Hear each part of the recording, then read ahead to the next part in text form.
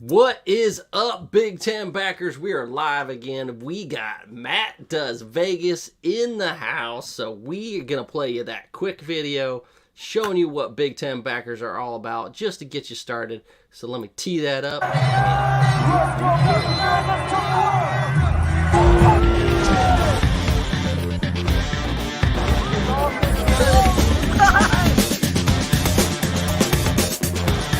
What a bunch of Buckeye nuts.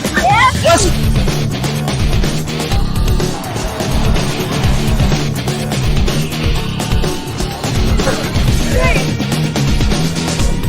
Happy Valley. You never heard of Buckeye? You got 10.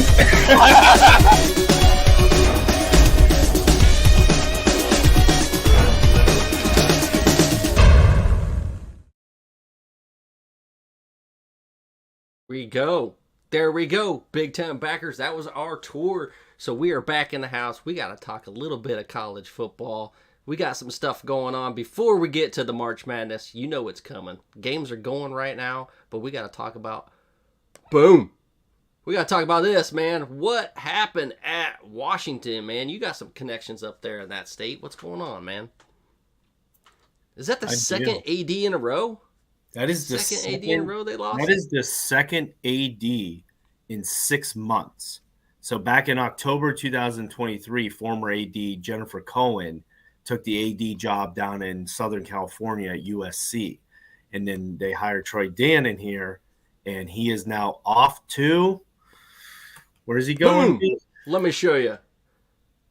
Back off to Nebraska. Hey, he had a little bit of interview before, surprisingly enough, his Texas A&M, man, where the old AD went, man. Crazy. I hope he's there. I hope they talk a little bit. That'd be kind of funny. See what happens. Yeah, I gotta spice this up with this interview, man. You gotta listen to this. Just a little bit of it. Well, I'd always looked at Nebraska with this level of admiration. It was the standard. When I'm growing up, it was the standard by which success was measured. And, to get here and see that it's the same culture, it's the same people, it's the same facility, it's all these same things. Sometimes we get lost romanticizing the past a little bit, but this is my romance. And so even though all right, this is my romance, man. Just fucking tells it how it is. I want to be there. This is where I want to be. This is my romance. What do you think about that, man? How's that going to sit with those Washington fans? It's not going to sit well, and really it doesn't make a lot of sense. You see the University of Washington joining the Big Ten, albeit on a partial for the time being, but it's going to be a steals their brethren, their fellow Big Ten conference member. What the fuck, man? Yeah, it just doesn't make a lot of sense. And if you're going, top sports, football, clearly Washington is in a better state than Nebraska in terms of football at the current time. Now, basketball, you can make an argument, but that's not your revenue driver. That's your second revenue driver. University of Washington has a lot of good sports. I know Nebraska does as well, too. Yeah. It seems like a lateral move. That's but I think what's happening is the Huskers are like saying, bitch, I know we're partners, but I'm taking your girl. She fine, and I got some cash to put on that ass. So you know how Texas A&M was like making it rain with hundreds up in the club to get Trev Alberts? Well, Nebraska's like, you know what? We can make it rain too. We just got 20s, and Washington ain't got that yet. They ain't got that full deal from the Big Ten. So Nebraska's been collecting that money, and now they're spending it. They're ready. Yeah, I guess my question is, I don't mind them going out and trying to find their person. My question is on Troy's side, why is he making that jump? Did you see that interview? He lit up. I think one, money. Two, it was a place where he knew a lot of people already. So he was like, it was like he was romanticizing about it, man. It was where he wanted to be. It was, and I think this is where you got to start taking that critical look at the University of Washington and really start asking yourself, are you going to pay for this top echelon talent across the board?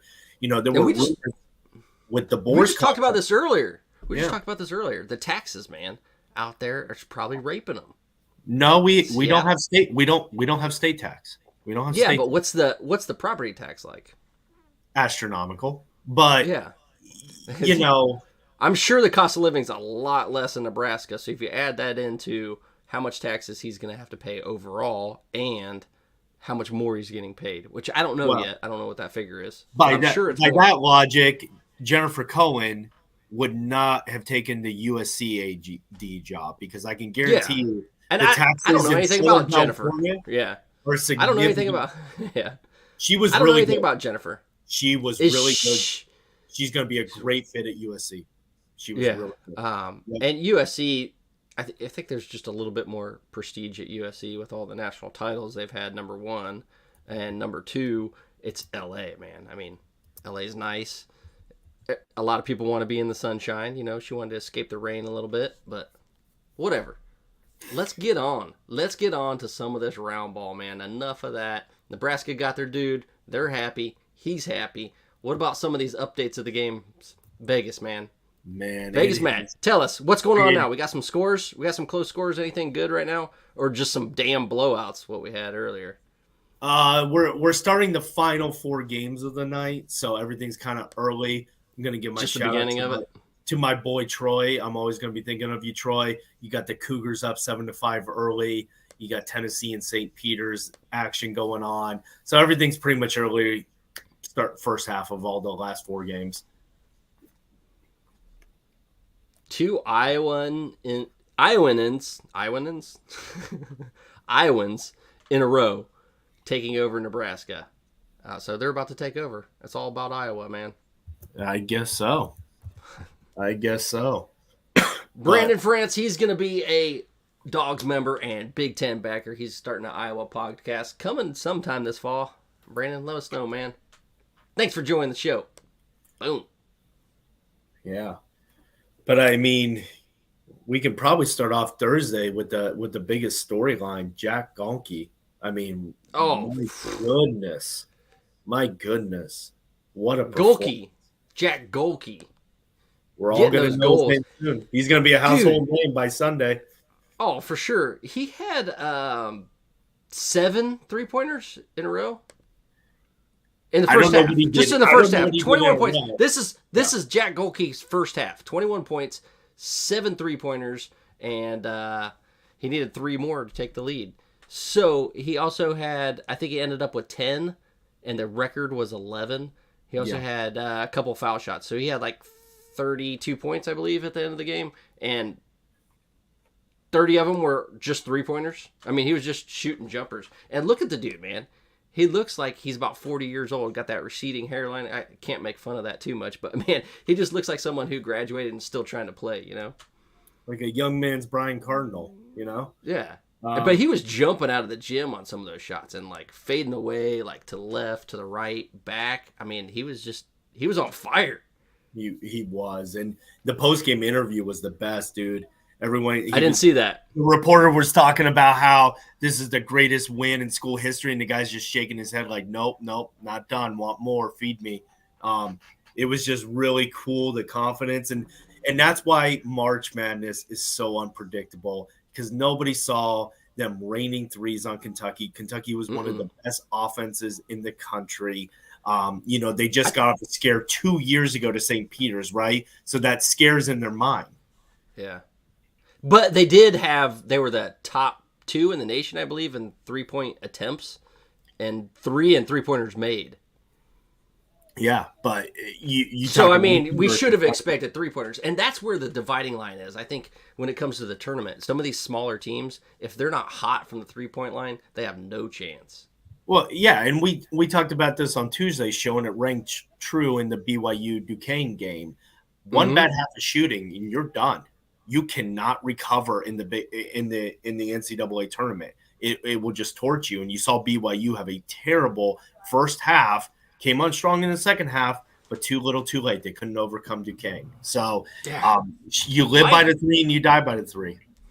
Jack Golke, man, stroking it like Pee Wee Herman in a movie theater. Man. It was awesome. I mean, single-handedly, he kept Oakland in the game with 32 points. Most ever threes against Kentucky in NCAA tournament ever. It was, and it almost wasn't a pretty game. It wasn't. Yeah, it was just chucking threes, making threes. Like They had no inside He chucked game. them, but they were going in. I don't remember his percentage, how many he shot, but it wasn't too many misses. No, it was. Someone's gonna have to bring that to us. It wasn't much. We're gonna need our fan base. Let's pick it up. We only got 30 people in the show. Hey, we're making records every time we get on here, so we gotta push it up over 215, I believe. All right, so jump on in here, boys. Make some comments. Let's go. He was 10 of 20 from 3-point land. You want to know the best stat of all? Kid didn't even start the game. He was off the bench. He was the Horizon League 6th man of the year, so he wasn't normally a starter.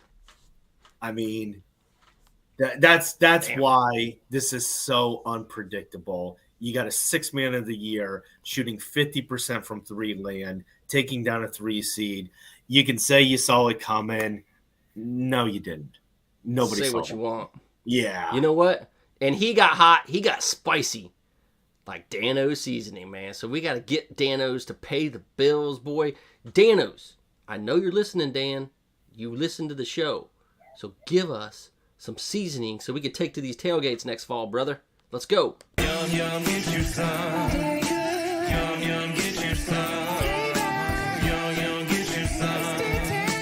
Yum, yum, get you some. Dano Seasoning, food's favorite flavor. Yum, yum, get you some. I'm Joe Burrito, your favorite burrito. Whoa, whoa. Joe, we all know you're the best. What? But you can always do better. What you got? Try the new Dano's Hot Chipotle. Hey. Ooh, that's spicy. Yum, yum. Yum, yum, get you some. Yeah, get you some. Get up in there. That shit's good, man. Shit is good. I want a burrito every time I see that, and I want that sauce on it, man. That seasoning. Let's go. All right, let's talk more about this round ball, bro. That's why we got you on here. Vegas Matt, take it away, man. Bring us those picks. Yeah. We want to just transition right to our Friday Big Ten games. Let's give the Big Ten some love. What they did good so far. Let's go with how they've done so far. Let's start there. No. And boy, oh boy, was I wrong. I picked the wrong fucking bird, man. Come on, let's go, Puddles. Big win for the Big Ten. I know it's still Pac-12, but Oregon's Big Ten now. Oregon's Big Ten. Come on, they're Big Ten. We brought them into the fold, and I was telling you that. I kept saying, let's make a gentleman's agreement. Just to let the audience. We didn't do that. Officially bet me. We need to do that on air next time if we're gonna make a gentleman's agreement. I know. I tried to throw it out there. You didn't want to take, and then Oregon being at a pick 'em, you saw that line go from -2 South Carolina to pick 'em, and then Oregon wins by 14. So really, just dominant performance overall there. Yes, sir. For all you watching at home, they easily covered the over in that game as well. I'm talking the overall game score, but. Really good. Hey, Dominic. Dominic, what's up, Big Ten backers? What is up, Dominic? How you doing, brother?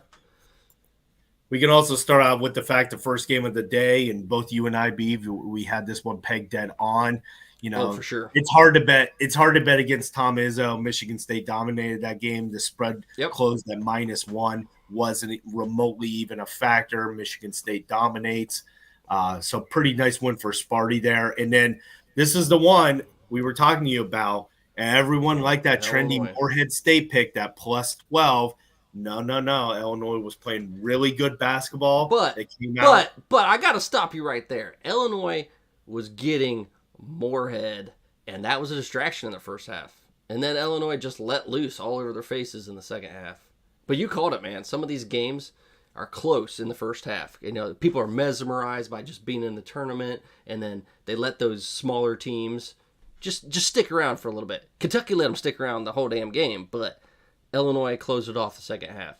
Absolutely. And if you look at some of those bigger spread games, Akron covered the first half spread. Long Beach State covered the first half spread. Morehead State. You see these tight games early. Even South Dakota State covered that. So that's where, again, if you're one of those people that likes the underdog, but you feel a little skittish about that final spread, take that first half under first half spread with the underdog, and then a lot of times those power teams just really pull out in the second half. That's where they have the depth and the ability to do so. Oh, Brandon, you're gonna have to stick around, man. I got some good Iowa stuff for the end of the show, man. Little Kirk Ferentz interview, somewhat supported by AI. All right, Dominique says bracket is busted since Kentucky, the Wildcats, crapped the bed. Time to drink. Amen, man. Hope you don't have to work tomorrow, man. Yeah. It's Getting saucy on a Thursday night. unless a lot of people had Kentucky, which I did not. Shouldn't be a ton of brackets busted pretty early. You're seeing Tennessee with a pretty comfortable lead. I don't see any issue there. I think I had Kentucky losing in the second round. Yeah. Which is good for me, but whatever. Yeah. So again, this is where we like those trendy picks. We're always going to remember the Oaklands winning. That's really fun. Guess what? Absolutely. Creighton won, Arizona won, North Carolina, Illinois. Your top 3-4 seeds by and large statistically win the majority of the time. So that's what you have to keep in mind when you're looking at betting. Yeah. Did you talked a little bit last time about Iowa State, right? You thought maybe South Dakota State could win that? Yeah, so interesting number there. Couple interesting, whether you want to call them bad beats or whatnot. The line closed at -16. The game ended 82-65 at 17. Mm-hmm. So there's one right there. That was a tough beat. Yeah, you want another tough beat. Gonzaga McNeese. The actual line closed at 149.5. Garbage layup towards the end took the game to 151. So a lot of people in Vegas very unhappy about a ridiculous 2. It switches the game, and that can happen. So some bad beats. Keep your head on a swivel. I was talking to a friend today watching some of the games, and he was like, anytime I do a parlay, it's always, points basically. And then you tease the points a little bit. So is that something that you recommend playing? I will definitely do that in football. I will definitely tease some points, play some points, do that kind of stuff. I don't do it in much as basketball simply because I think Vegas has a really good peg on this stuff. If there's a hook I don't like, I may adjust the points a little bit, but it's not a bad philosophy. And it was good. He won it today. It was $5. He got a $50 payout. And the last one, I can't remember the other 2 that he got, but the last one was Arizona had to win by 20 points.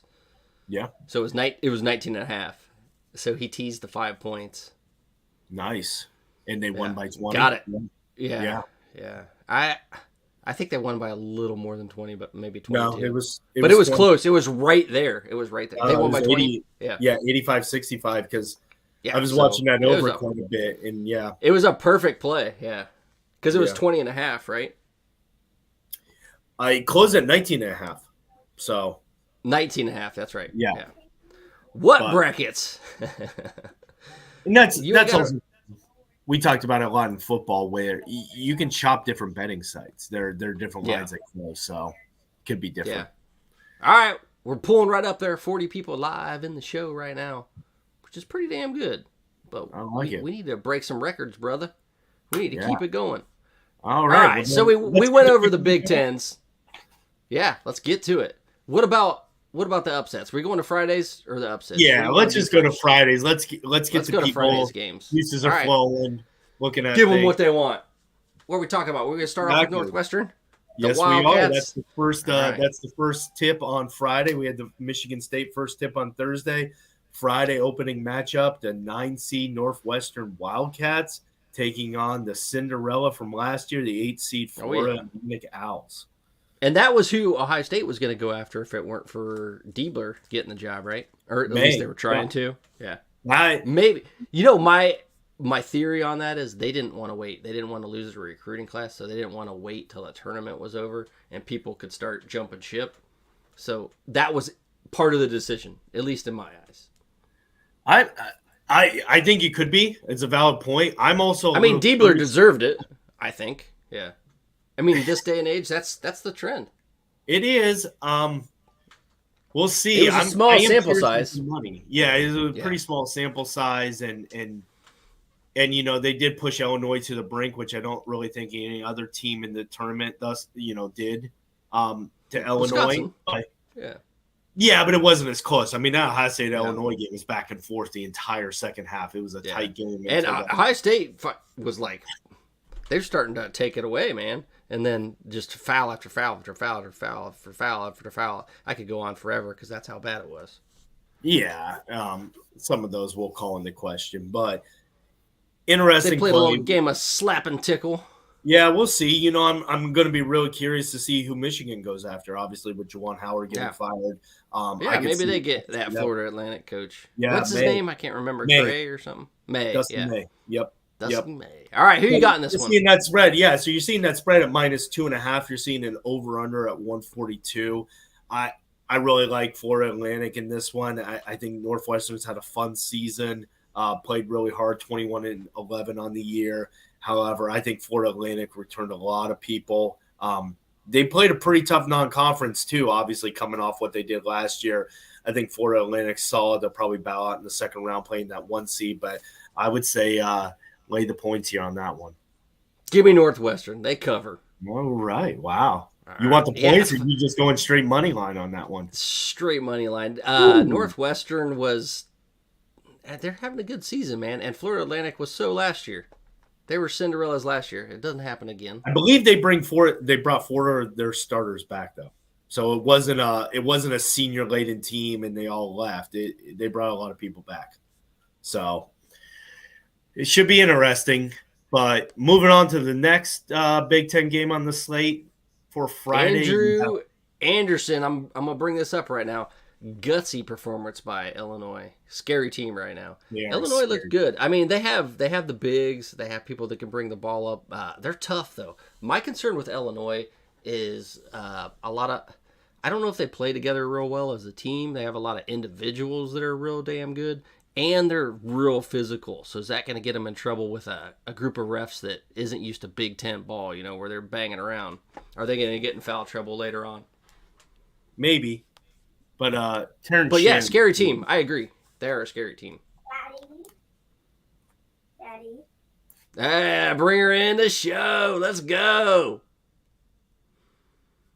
Oh, man, he's got daddy duty. All right, I'm going to keep going here.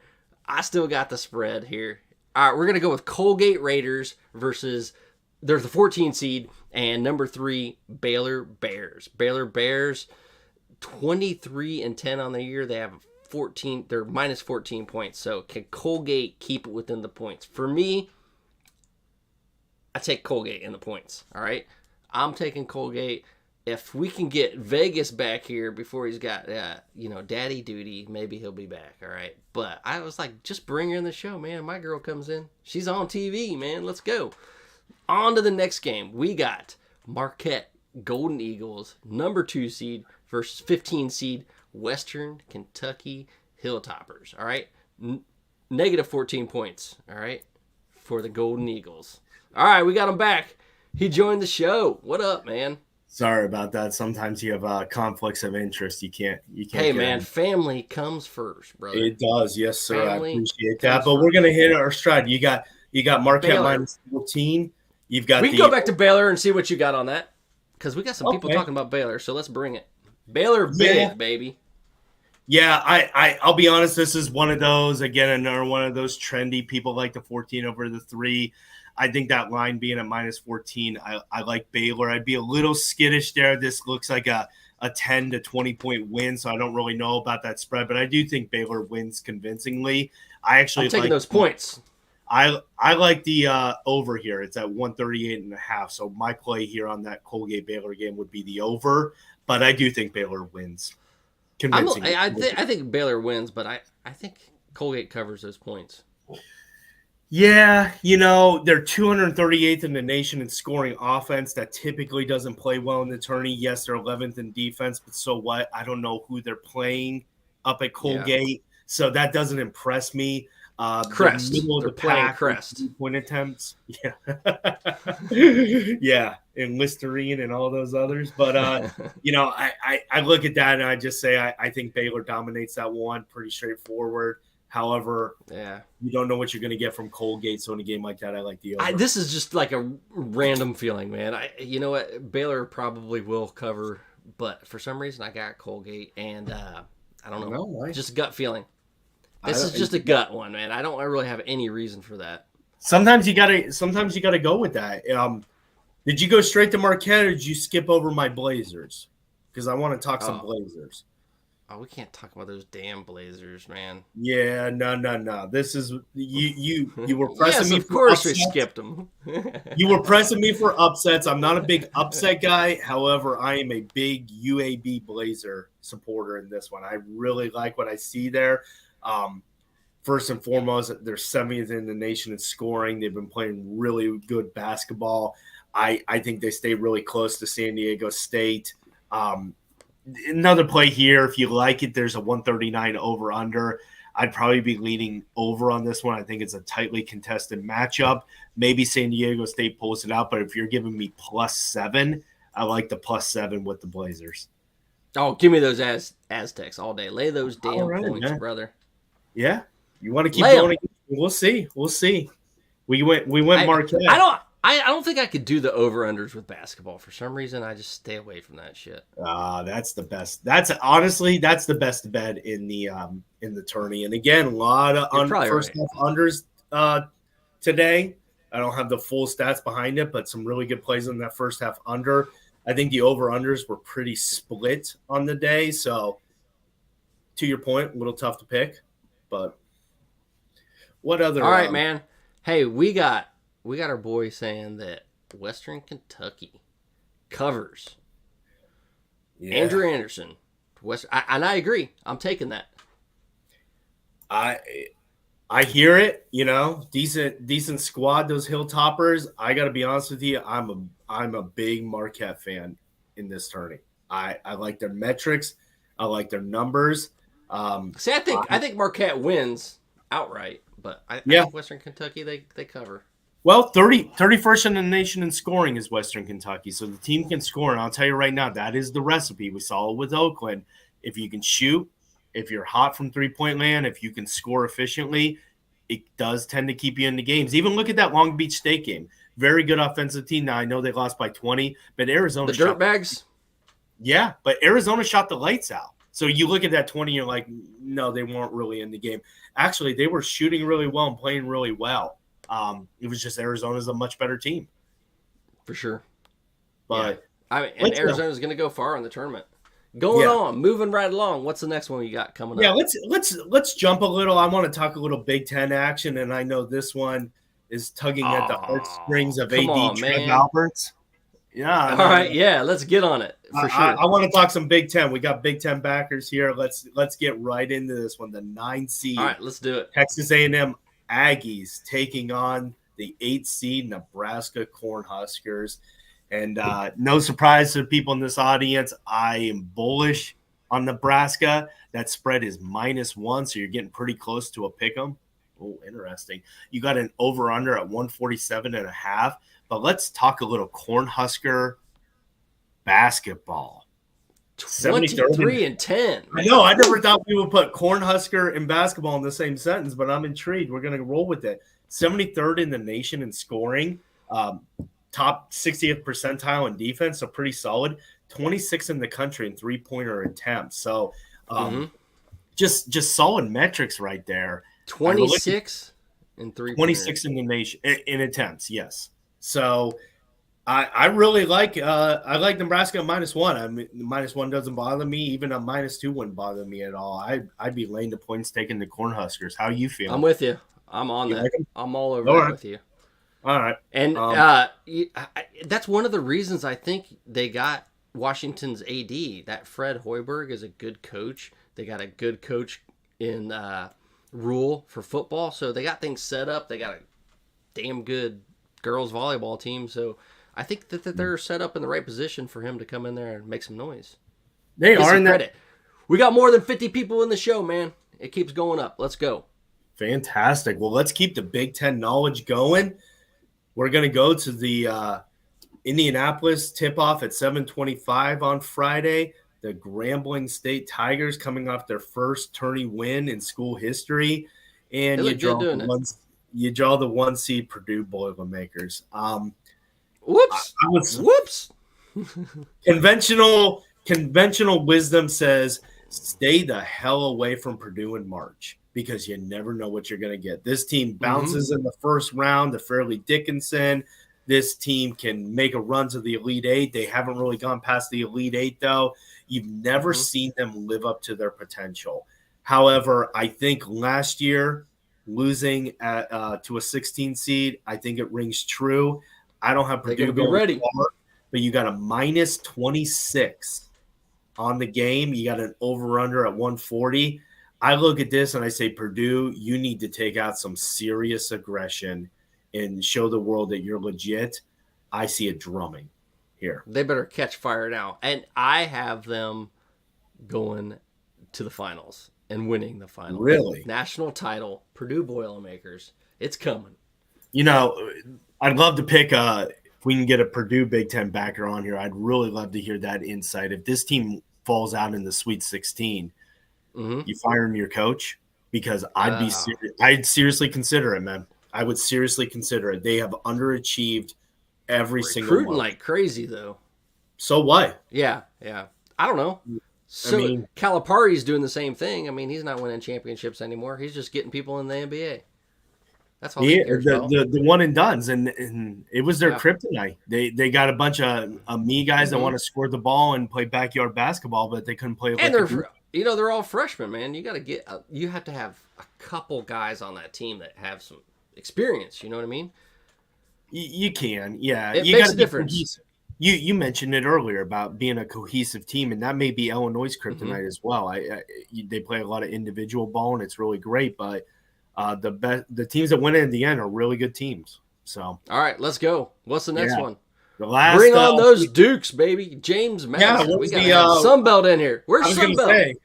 Where's the Sunbelt Syndicate, man? We spent too much time on Tuesday's show talking about this game, but I honestly think this is going to be the best game on Friday. I think it's going to be the best game. I can't wait to tune into this, man. You got the 12, what time is that game tomorrow? What time is that game? 9:40 for you all. 9:40. 6:40 for me. Perfect time. But you got the 12 seed, which is a bogus seed, by the way, should be much better than 12. The James Madison Dukes at 31-3, taking on the 5 seed Wisconsin Badgers. Right now, we have Wisconsin at -5, and we have an over-under at 145. So where's your gut going? I got James Madison, man. Give it to me. Wait. Points or money line? Points. Okay, same with me. I do think Wisconsin wins this. I got James Madison winning too. By the way, that's one of my upset specials. Well, then go money everyone line, else. So money line is straight up. Yeah, you're picking the team to win. That's the best odds. If you think they're going to, yeah, I mean, but I'm betting. If I'm betting, I mean, I picked him in my bracket. That's, I mean, okay, but then you would go difference? money. I mean, then you would go money line. So yeah, I don't want to.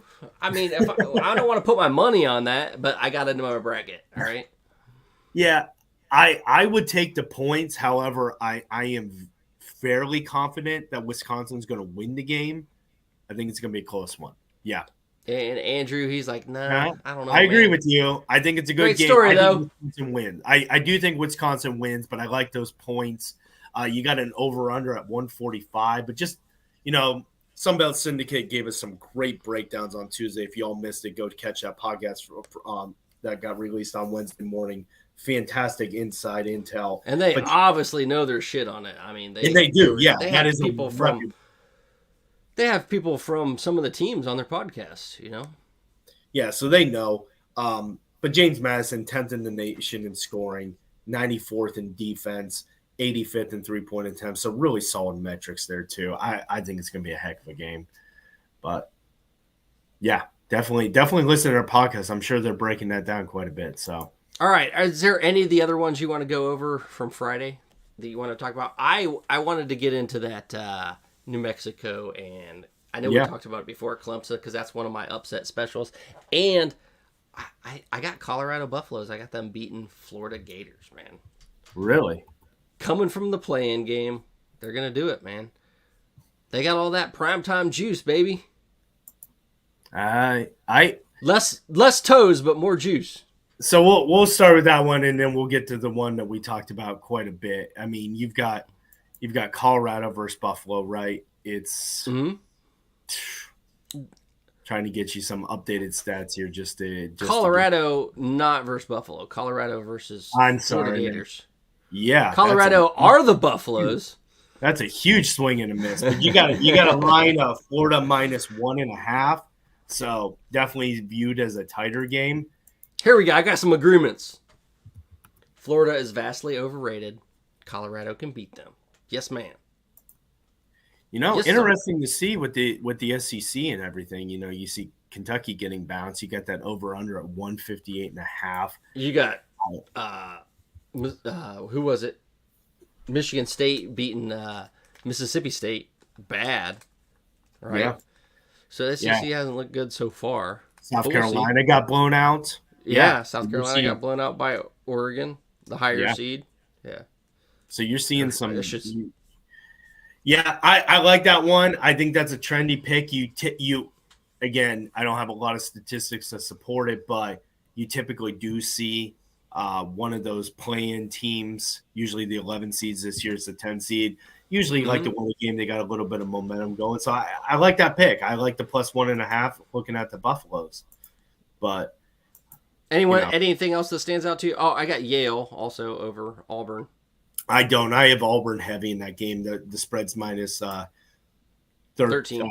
It's minus 13. You are seeing that over under there. Yeah, you got a 140.5. I do like Auburn. Again, I could see this game maybe being like a 75-60 game or something like that. So that over-under is a little bit shaky. I really like the overs in games where look at that. Auburn by 30. Damn. Auburn by 30. That's it, huh? All right. We're losing our betting man on our betting segment. He's back for more. He'll be right back, man. But I want to get back into this Colorado thing.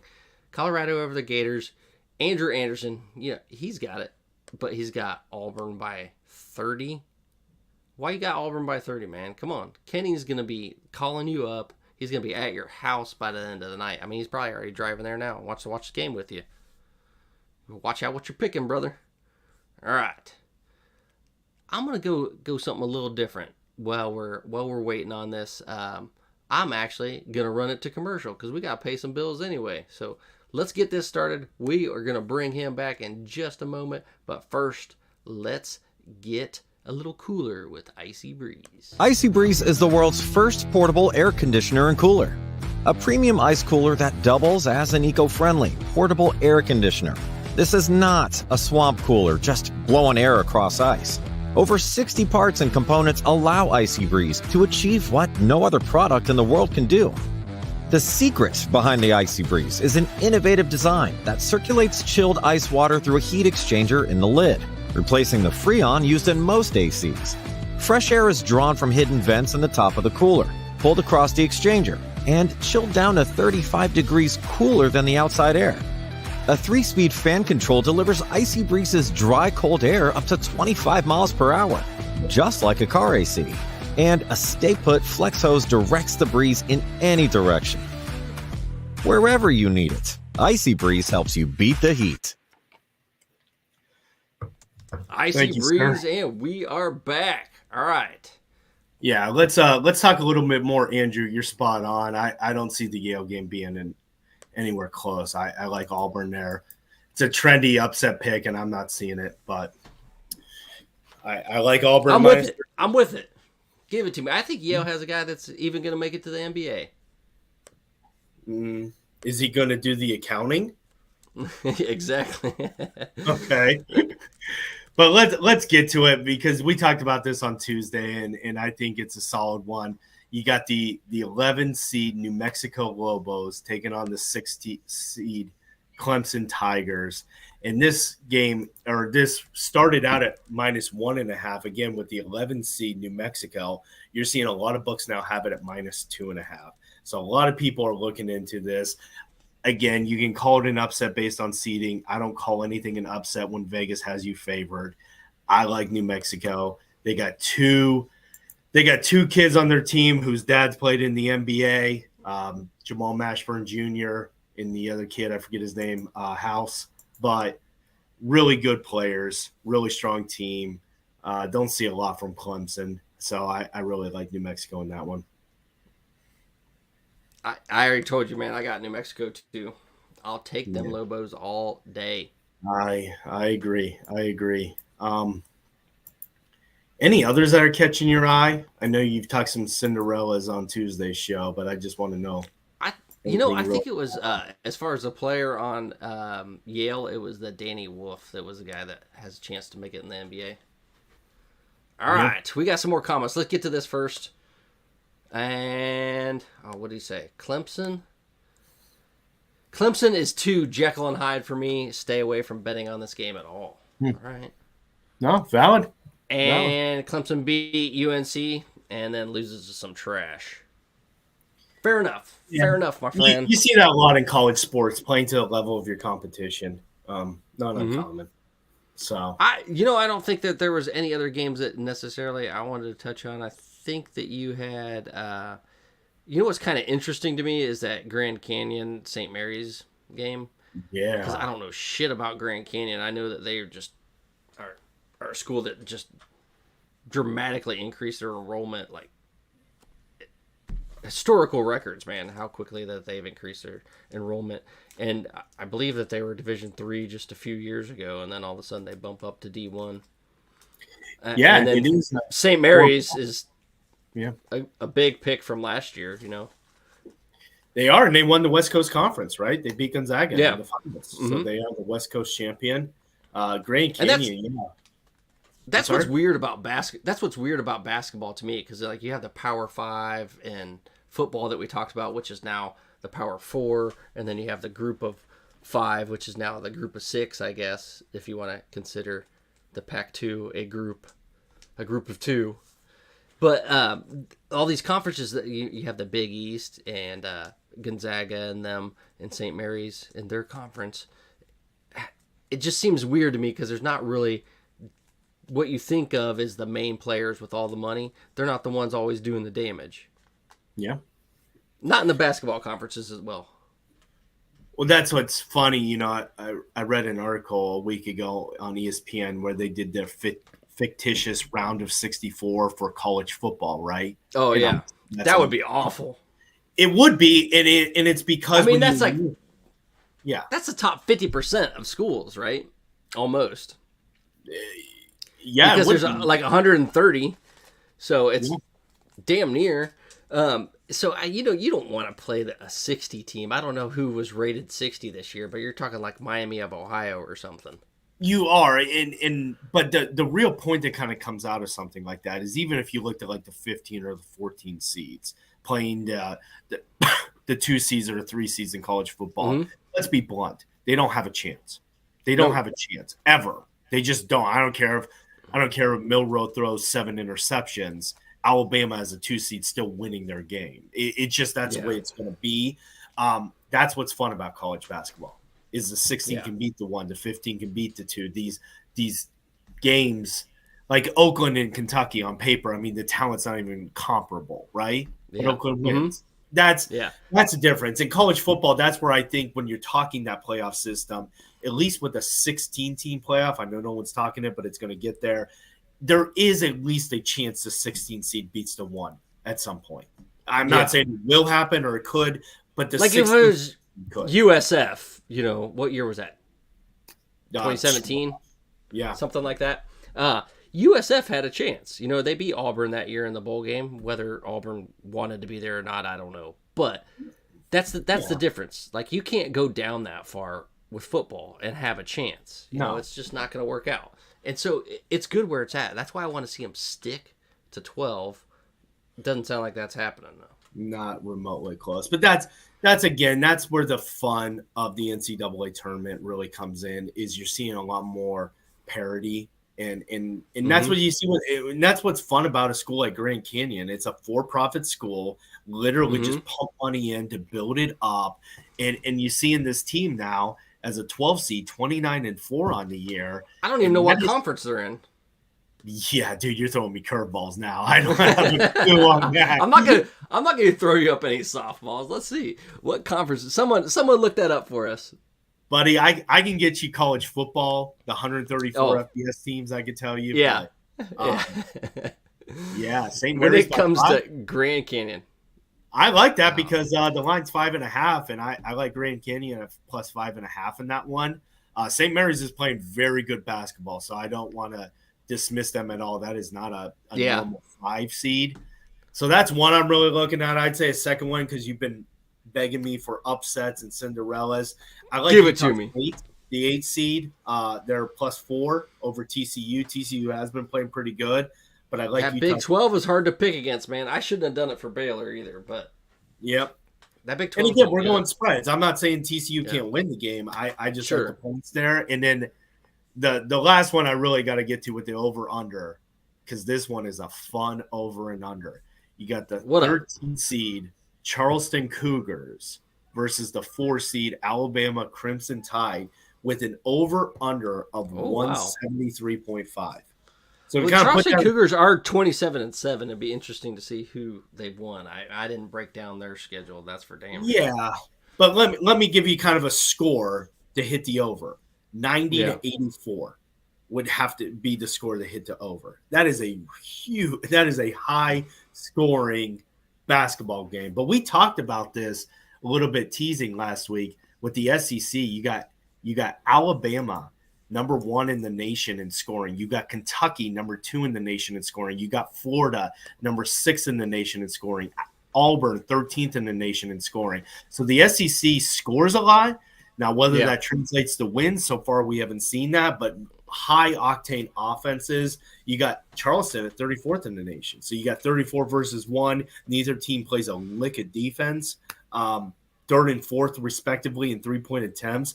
That's one of those games you'd probably see a lot of fireworks. So I like that one. For sure. Yeah. I don't know I want to get back into a little bit talking more about the difference between college football and the tournament, man, the March Madness tournament. You know what, kind of what I was talking about earlier, we talked a little bit about this off air, is the automatic qualifiers. It makes sense in basketball, in March Madness, to have all those automatic qualifiers, and then those bubble teams, they don't really matter because you're all the way down to 64, so it's not that big a deal. It's good to have all those different conferences in, but in football, you can't have all those automatic qualifiers. You need to go by the rankings because it would just set up failures at some point. You take a look at this year. If there were 3 automatic qualifiers like they wanted for the Big Ten, I know the schedules aren't adjusted yet, but Iowa would have been one of those automatic qualifiers, and they weren't deserving. Not with that offense. Yeah, but it's a false argument because when you're looking at these 3 automatic qualifiers, you have to include Washington, Oregon, USC in the Big Ten, and you have to include Oklahoma and Texas. But so that's just an example. This past year, yes, that was, Texas was good. Past year, you're talking Washington Michigan, and Oregon were good. Yeah. So, if it would have been 12 teams or even 14 teams, you probably would have had 4 or 5 Big Ten teams in. And same with the SEC this year. Probably. That's why you just go by the rankings, because the rankings solve that by themselves. You don't need automatic qualifiers. You get 1 for each conference and 1 for, the group of 6, which it will be.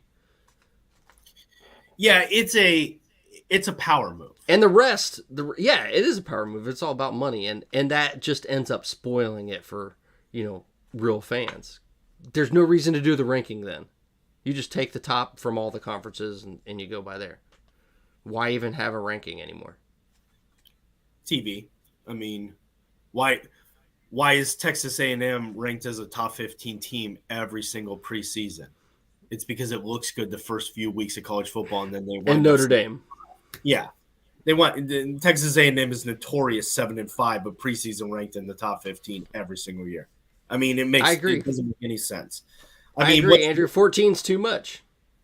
The number 14 team has no. Let's at least let 12 play out. See how it goes. Don't change it right away. I mean, maybe it's good. You won't ever know, except for you have a 1-year sample size, 2 years maybe. But that's where I think, again, if you're thinking bigger picture and you really expand this out, I really see that exact right number being 16. And the reasoning is, go look at Oakland, Kentucky today. It was must-watch basketball. It was must-watch. Yeah. Everybody's watching it. You're rooting for the underdog unless you went to Kentucky. I've never been to Oakland, Michigan. I have no idea what it's like there. But I'm rooting for the underdog, and it doesn't even matter about betting. It's just fun. What college football wants is they want to capture that. They want that 16 seed playing that Georgia, that Alabama, that Ohio State, and they want it to be a bad weather game, and they want it to be tight, and they want that upset because that is going to get even more eyeballs on the product. So I think they you look at it with basketball this year too. It doesn't matter how many teams you have. There's going to be those people left out, and they're going to complain no matter what. And those bubble teams have no reason to complain whatsoever. Ohio State can't complain that they didn't make it. No. They didn't earn it earlier in the season. Seton Hall can't complain because they didn't make it. They didn't earn it. Man, you got to earn it.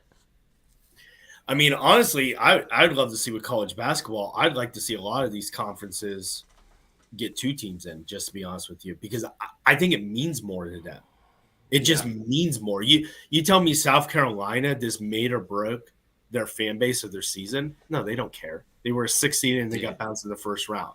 But you give me somebody like, I don't Oakland, Youngstown State. Pick a random school. Like their fan bases are coming there. They're excited about it. It's just it means a lot more to those schools. But that's where with college football, I think you do need to expand because there is an argument that a 16 can beat a 1.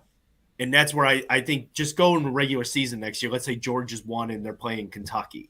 And Kentucky's ranked 16th in the nation. They travel to Athens and they beat Georgia. Yeah, it's an upset, but nobody's blown away by it. That's a top 16 team, right? It's possible.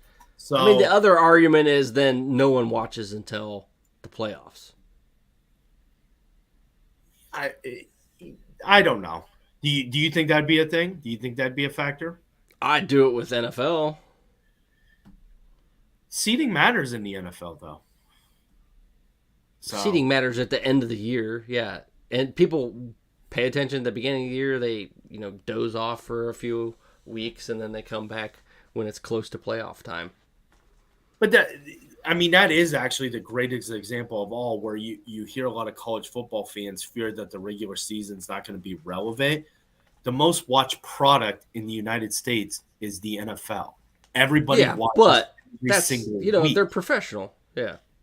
Yeah, but you're still the best of the best. Yeah. You're still invested in every game. You care. You're just not – your entire year is not lost if you lost a game. And that's where the biggest flaw of college football has always been, is everything was, razor thin. And if you lost a game week 7 – you don't even know if the rest of the season is relevant if you're a power team. Now, every game matters. You still lose one, but your ultimate goal, winning a national title, is still intact. Gamecocks care. Our women are about to smoke everyone. No, I don't think that'll happen. I think Miss Clark has something to say about that, but we'll see. But I mean, so let me ask you this: you have really been opposed to the 14-team playoff. What's really driving that? I just want to see how 12 works first.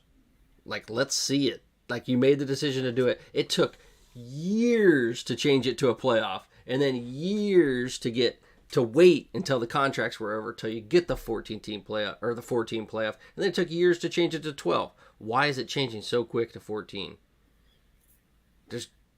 Sometimes you just need a little bit of data to support your decisions. You don't just make decisions willy-nilly at your job like, oh, I don't really know why, but I think we're just going to do this right now. Let's not even think about it. Let's just do it. Yeah. I mean, what do you think is driving it? Not even really sure. I think it's maybe conferences want more money from the playoff revenue. That's the only thing I can think of. Or they want to get more automatic qualifiers in. Yeah. I mean... No real idea. I mean, maybe they just realize the bowl season's over. It's done. Nothing's happening with bowl games anymore. That is over because too many people are sitting out. It's meaningless. No one cares. So let's just expand the playoffs and make that the bowl season.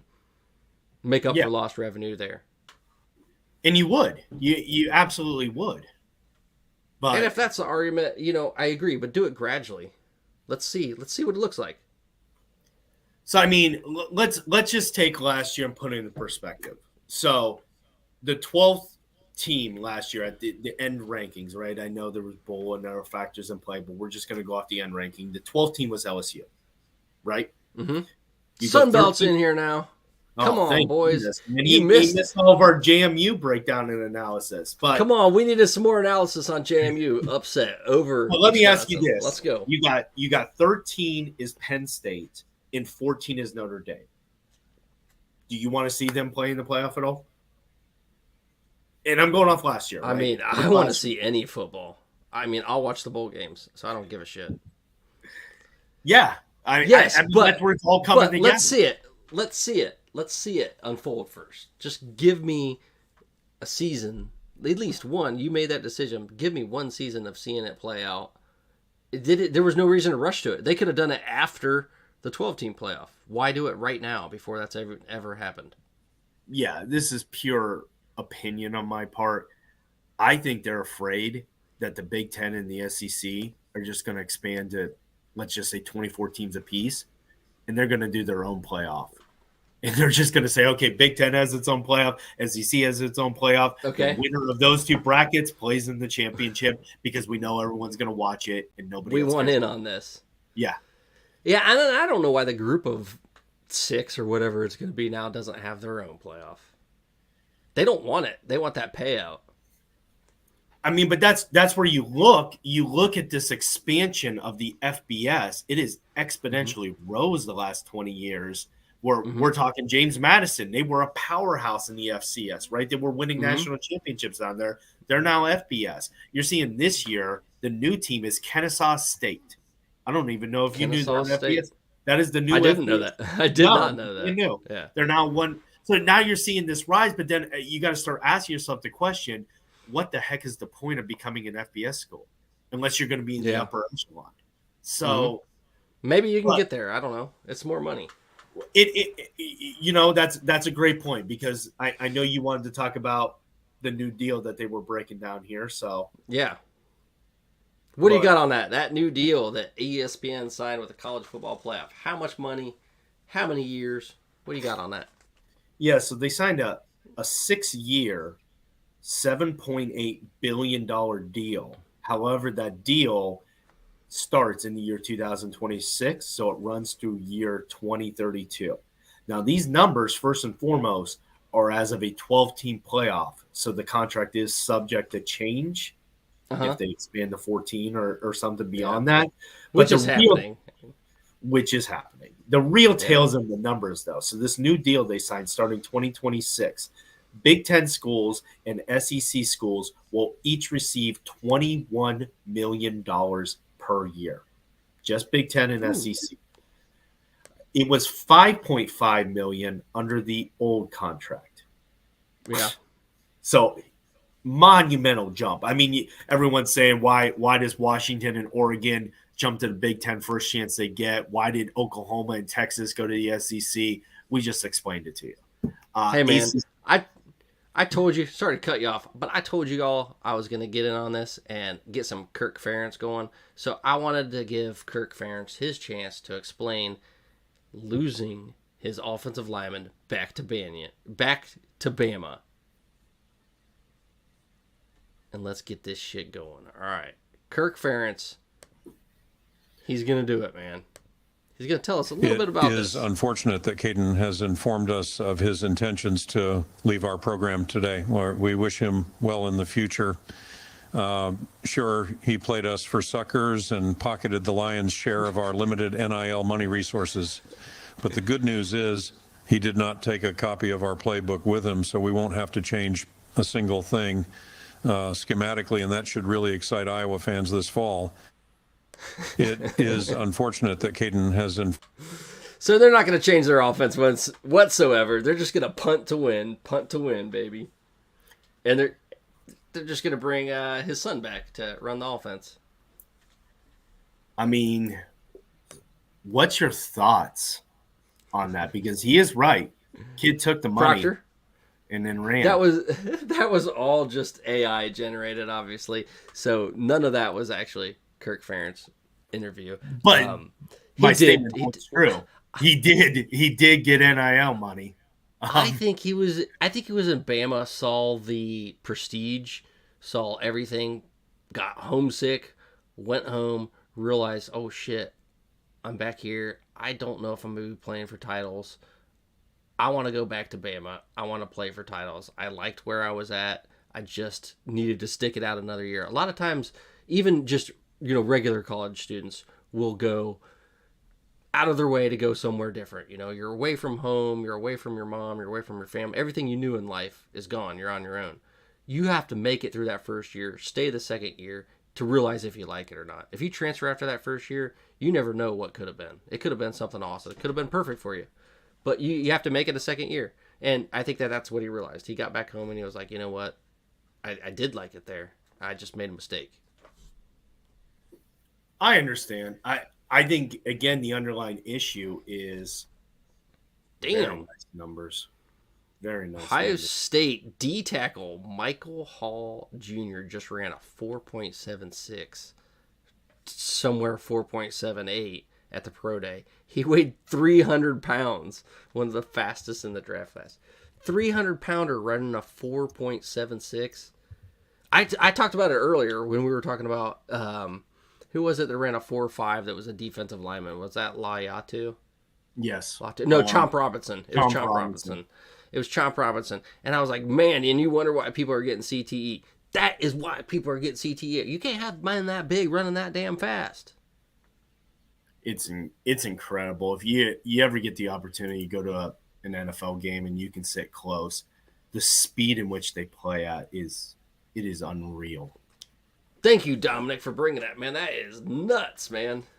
Nuts. It's just getting crazy. I mean, there's some wide receivers. Peter Warrick ran that. That's crazy. That's a blast from the past. He did. He ran a 4.7. Yeah. No, I believe it. It's fucking crazy. You have to be at that level.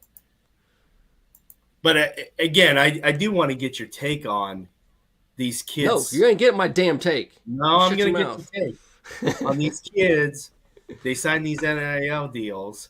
They're getting their paid. They're doing their commercials, and then they jump ship. Do you see that being a factor? It's going to change. Yeah, it's changing now. There's going to be a change. I mean, there has to be. This is just pure nonsense now. I'm going to transfer. I'm going to transfer back. I'm going to transfer somewhere else next year. I'm going to transfer again. They need to have the one transfer rule. You get one transfer. Do it if you want to. Make sure it's the right one. And if you want to transfer again, yeah, but there's got to be some type of penalty, man. And they need to start signing contracts. Saban said it himself. There is nowhere else in the world where you get a money deal like that without signing a contract. There has to be contracts. I mean, as soon as you hit that transfer portal, if you're getting any type of NIL, you need a contract. That's where you start talking, like looking at something like a trust. Like this money goes straight to a trust. You get it at 22 years old. And no, I don't think that's necessarily. I mean, yes, that would be nice, but it's too late. Pandora's door is already open. The box is there. You're not going to stuff it back in. All right. I mean, lawyers can do anything. Lawyers can do anything. I'm a genie in a bottle, baby, and you just let me out. I'm that NIL. It's out, man. I'm not saying they don't get their money, and I've always been a proponent. They would get their money, but no. I mean, they're getting their money right now. It's just you get this much, this long. You play the season. You get each for each game. It's going to be a pay-to-play type NIL. So that's a great point. So take a Quinn Ewers case, right? We all know. Yeah, gets nothing. Signed with the Buckeyes, right? Stayed an entire year. He stayed an entire year, didn't transfer out. Got over $1 million easily from it, and then transfer. Yeah. So the kid, stayed the entire year. Yeah, but and the NIL is based on. The NIL should be based on whatever amount of games they want you to be present at or on the team. Because there are those cases like Manning, Arch Manning. He might not play, But that NIL is meaningful because he can use his name, image, and likeness down in Texas to do whatever the hell he wants, basically just not be on a video game. Yeah. I mean, I've always liked the NIL. I look at a great story like JT Barrett, right? We all love JT Barrett, but everybody knew that kid was never going to play it down in the NFL. He was just not. And he could have made some serious money, right? He would have made some serious money in college. He was never going to make a dime playing in the NFL. Those are the type of kids that I really want to see getting these deals. The ones that stay, the ones that are great in college, not going to be great in the NFL. I guess I just worry as you look at these backers of these foundations and people are supporting these NILs, are they going to start to get really gun shy about contributing 25, 50,000 to these plans? Eventually. These kids, that's what I'm saying. There's a big problem there. And that's what Proctor did. He didn't do anything illegal, but if I'm a Iowa booster, I'm like, what the heck just happened? Yeah, I just lost my money. It's more about the money. Yeah, it's gonna be a contract eventually. Hey, we are jumping down a rabbit hole. We got to end this show, brother. We are way over time. We get to give 5 minutes to people, man. Free money to you. But before we get out of here, thank you. Follow us, subscribe, share. Check us out when we do our stadium tour again. Vegas, Matt, you might even be joining us on a little tour, man. Maybe if we head out to Seattle. We'll see. Right? Would you do the Seattle and Oregon tour? You know, just the Pacific Northwest tour? I could do something like that. Even rope in the full West Coast. Yeah, let's do it. Yeah. Go all the way down to LA too? Oh yeah. I love LA. All right, and we got to think about this for next year. We don't know what games we want to be at, but if you have a game we should be at, you let us know. We'll try to make it there. All right? Big Ten backers are out. God bless. We love you. We're going to let the dogs give you a little bit about their commercial. The dogs. We are only on the Dogs Media Network. Booyah! On the College Football Dogs website, you'll find a main page that features some of our biggest and newest stories. Our conference pages for content related to your favorite team's conference. Our team store, where we have products that are available all year long, as well as gear available for a limited time only. Our podcast page, where you can see when one of the 12-plus College Football Dogs podcasts is streaming live on social media. Our subscription page, where you can join our Discord. If you're interested in becoming a contributor at College Football Dogs, email us at info@collegefootballdogs.com. If you enjoy any College Football Dogs content, we really do appreciate any donations you can make by visiting the donate page on our website or scanning the QR code here. College Football Dogs, for the fans. What?